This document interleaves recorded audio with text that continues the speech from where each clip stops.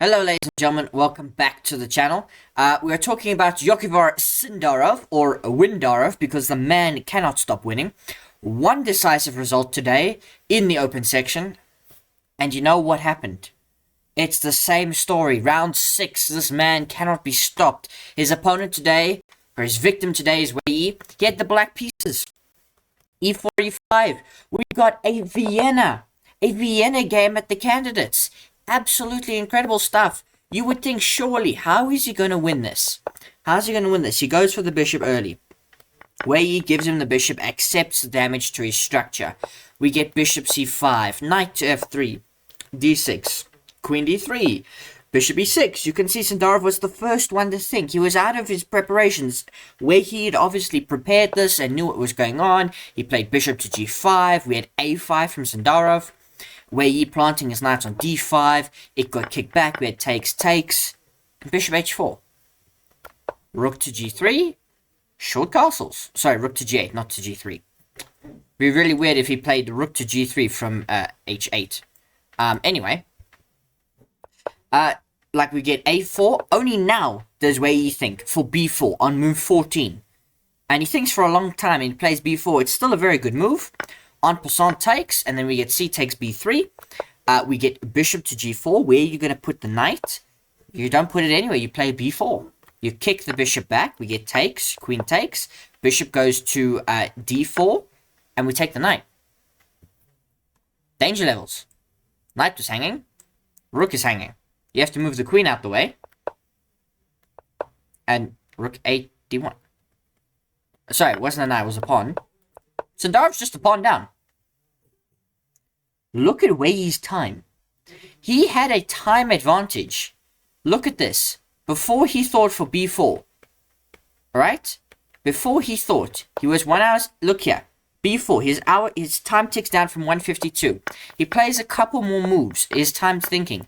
And look at this. He spends almost an hour. Hikaru yesterday had the second longest thinking candidate's history. Wei Yi was trying to rival him. He goes down to 20 minutes. He thought for 50-something, for, 40-odd minutes, 50-odd minutes. I don't have the exact time in front of me, and I can't do quick maths, but it's from an hour 12 to 26. So 46 minutes, he thinks, to take the pawn. Queen moves out the way to d7. We get rook 88. Wei Yi 21 minutes versus Sindarov's hour 13. Queen e6, h3, queen takes pawn. So now no longer down a pawn. By the way, the position is level. 0-0-0 according to the engine, this position. Despite the fact Sindarov can't castle long, he might have to play like king d6 to just connect the rooks. At which point he's got an attack down the center. The rook is open. Yes, Sindarov has this, but what, you're going to bribe your opponent to let them checkmate you? Rook d3. Queen drops back to e6. Rook fd1. Rook g6. Bishop h4. Javokhir Sindarov, after 23 moves, is better. And it's like one of the top grandmasters said, I believe it was Kasparov, he said, once you start winning, you just have confidence in all of your moves. King of 8 is not the best move, but you have confidence in everything you play, and your opponents begin to fear you. Back-to-back inaccuracies from Wei Yi. We get king to g8, castling by hand, and king to h1 steps out of the pin, but does give this pawn up. For a moment, we play c5 instead, f4. Other than king to h1, it is 3 inaccuracies in 4 moves. The position is now minus 1.7. Sindarov didn't do anything. Wei Yi just like self-destructed. He goes for a plan. We get queen to f3. Rook e8 gives it all back. Not clean by any means. Doesn't matter that it's not clean. We trade off the bishops. Queen takes e4. Black is still better. And Sindarov is up 2 pawns. Rook takes d6. Loses on the spot. Takes. Queen e3. Queen f3. Looking to trade. I just play c4. Check. I slide over. The right way. King to d1. c3. Queen g5. f3. We trade the queens. And Wei Yi resigns. 36 moves. Javokhir Sindarov leads the candidates by 1.5 points. Matthias Blubom drew Anish Giri. Praggnanandhaa and Hikaru were the first game to finish, or the second game to finish. They made a draw. And Fabiano Caruana drew against Andrei Stepenko. He couldn't continue. And I mean, to win 5 out of 6 games is incredible. How is he doing this? He's beating everybody. Credit to, who was it that he drew? Like, that guy looks brilliant at the moment. He drew against Matthias Blubom. Fantastic from Matthias Blubom. Anyway, on to the ladies section, where the standings are shaking up everything. My predictions at the start of this whole tournament thrown out the window completely. Jiner versus Anna Muzychuk, some of the leaders playing each other. It was an Italian game. We got an early exchange of bishops. We got the second exchange of bishops. These guys don't like bishops. They only like the horses. And this game was tense for a while. It was an Italian. It was a maneuvering game. You can see lots of maneuvering. No clear plan and structure, which is why you've got to play these structures very well. Knight h2 on move 22 is the first inaccuracy. And Anna Muzychuk is slightly better. Reminder, these ladies play a slightly different time control. So they're now down to 30 odd minutes and so on. We get knight to d4. Black has secured, 2 very nice knights, putting pressure on the position, namely on c2. So now you might be forced to go backwards. That's maybe why knight h2 was an inaccuracy, because now you can't take the knight. When it arrives on d4, you could have snap taken it and then pawn takes and then put your own knight in the center or rotated that this way. So we have to play queen d1. Now f5, g3. 2 very quick inaccuracies from Jiner. Anna Muzychuk, f4. Takes, rook takes, h5. We continue the attack for white. Black is not afraid. They take the pawn. D takes c, knight d takes c2. Rook takes, check.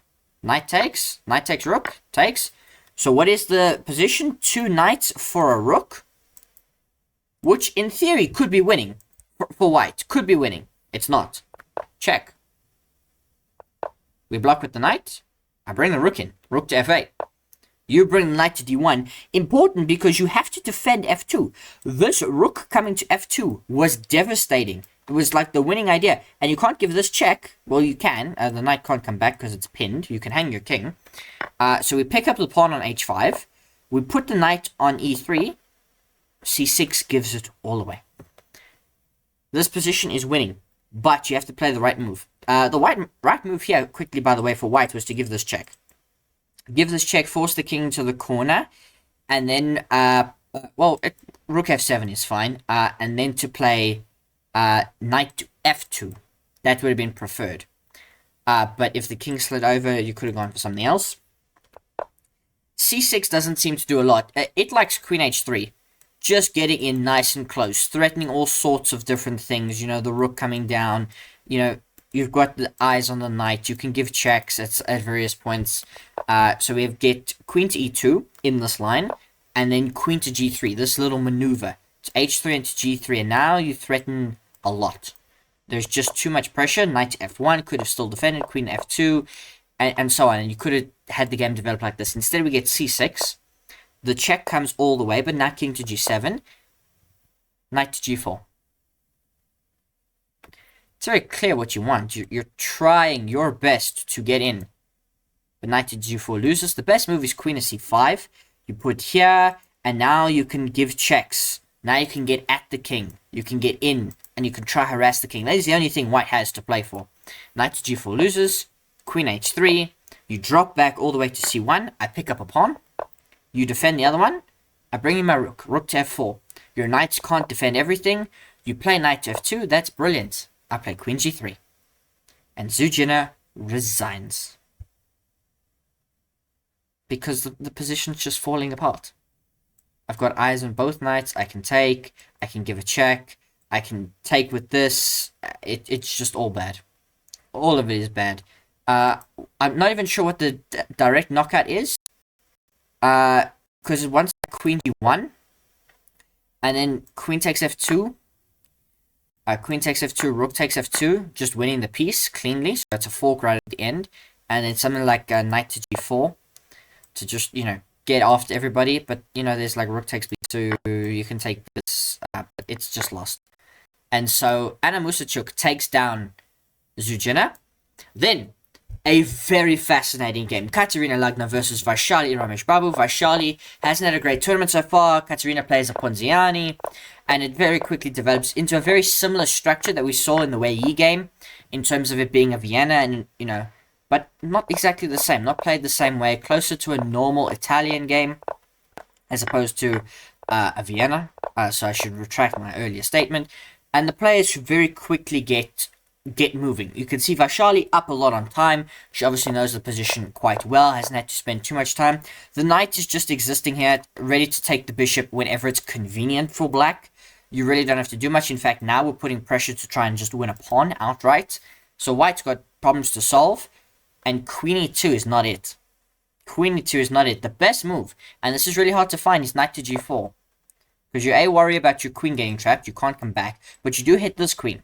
So you could get queen f7, queen takes f7, rook takes f7, and then now d takes c5. Take like this, bishop takes knight. You might say, wait, hang on, why don't you just take back, and then this pawn is frozen and defended? So no, it is something else to consider, but the knight getting in, the bishop has this in a line of sight, this rook is active now on this file, so you've got to be careful. And also, I can get out. It's away. Queen e2 is not it. Now we have queen f7. How do you defend the pawn? You can only play d5, but I just go back. Go back to c8, that's fine. You can go here, target my rook, rook e7. Knight f1, h5. Which position, ladies and gentlemen, would you rather have? Pause the video here. Think about it carefully. Which position would you rather have? Don't worry about the clocks. Let's say the clocks are equal. Which position would you rather have? Would you rather have this coordination, the white pieces, in terms of where your pieces are, or the coordination of the black pieces? With now h5 and the potential for this. Which would you rather have? I think the open f file is very attractive. I think the fact that the queen is already here is very attractive. I think that the bishop stays this way is very attractive. What are the white pieces staring at? You've locked the center. This rook stays into nothing. This rook stays into nothing. Unless you try to win this pawn. But again, where does your bishop drop back? Here. Okay, it doesn't target anything anymore. Your queen can't get out anymore. It's currently blocked in on the light square diagonal. I like black's position. We play knight d2. You have to get the knight out from f1. Queen f6, rook c1. Again, inaccuracies, but how do you play this position? Queen to h4, bishop drops back to c2. That's what Kateryna Lagno is going to try. This unclogs her whole position. But I play bishop f5. How are you going to do it? And knight b3 is the wrong move. It's really difficult. It wants rook cd1. It wants you to just be patient and do nothing. That is really hard to do as a chess player. So knight b3. And Vaishali doesn't find the right move. The right move in this position is bishop takes h3. Sacrifice the bishop. If you take, there's bad things. Namely, knight g5 seems to win on the spot. Because we have takes, and let's say king to h1. There's like knight takes b3. Let's say a takes b3. And now just rook f3. With mating ideas, you can play queen f1. But I can just crush through with e3. And the white position just falls apart, too cramped. So we have knight b3, which is an accuracy. Knight b7 doesn't find it, though. Now we get bishop to d1, which seems to hold everything together for the moment. But again, Vaishali just a move away. We have g6. a4, I mean, are you playing on the right side of the board? Rook e5. Queen d2. Again, how do you say that this is a problem? What is a blunder? Bishop takes h3. Now you can play it. Yes, bishop h6, perfect. You don't have to take. I just moved to f7. Okay, rook e3, I get the idea. I just come back. Bishop g4. Okay, you target my pawn. Bishop f3. Look at that. Takes. Queen d3. Rook f5. What has Vaishali done? White had nothing. If Vaishali here had played rook takes e3, traded the rook, and allowed queen takes g6 check, and king to h8, and then took the rook back, she would have been completely winning. This, if I turn on the engine, is completely winning for black. Completely. However, she didn't do that. She played rook f5, which loses to one move only, and that is rook takes f3. Rook takes f3, and white is out of trouble. It's found. Knight comes forward, targets the rook. I just take with the bishop. We take check. King g3, queen h3, wrong move, but it's flash enough. Queen f1, it's blundered back. Again, white's on a tightrope every move because the black position is so good. Here, there are 3 moves that hold. Knight d2 is one of them. Queen f3 is one of them. And the other one is bishop b1. Again, I can't explain to you the intricacies. I really cannot. This game is so chaotic. It's so hard to understand why queen f1 blunders. Namely, rook takes g3, takes, and when you block, I give you a check, and I bring the rook into g5, and check, and we just get through. There is no perpetual check. My king hides, and I just gather the forces. Queen to h4 wins the lot. And yeah, and Vaishali Rameshbabu picks up a victory. Final game of the day, Divya Deshmukh, Bibisara, Assaubayeva. Bibisara was one of the leaders, suffered defeat in the last round. We get into like a delayed semi-Slav, Queen's Gambit kind of thing. Early exchange in the structure. The rook gets kicked about very early, but you know, the players know this theory so long. And so far, we get this trade of bishops, queen to d3, short castles. Bibisara has thought a bit to get to this point, but again, not too much in terms of complication. Centralize the queen, and now h4. This is where we really need to start paying attention. Bibisara is going to attack Divya Deshmukh, and this attack will be successful or it will not be. Rook e7. Black's position is pretty decent, like it hasn't done anything wrong as we continue to trade pieces. In fact, she's even able to play g takes h6. She doesn't commit to g6 and leaving this giant hole, because that's how you get mated. No, she plays g takes h6. She's just like, I'm not afraid, because yes, the knight comes in. I will just play knight to g6. And yes, you can play queen e3. I'm happy. Queen b7. You can take that. You can take that. You will lose this. Your knight will be a problem. So what do? c5, rook d5, c6, queen e7, f4, rook c7, g3, slight inaccuracy, now queen b4, rook c4, queen e7. Black's position very resilient. You can't just walk them down. They threaten a repetition. Queen e7 is a mistake. The best move here is queen d6. You don't have to go backwards. You can, black can make progress. Anyway, queen e7. I'm surprised there wasn't a repetition. It looked like one. So this is the first time white could make a move in this position. So we need to look at black. So this is the position once. Twice. If white plays rook c2, I'm pretty sure it's a draw. Rook c2.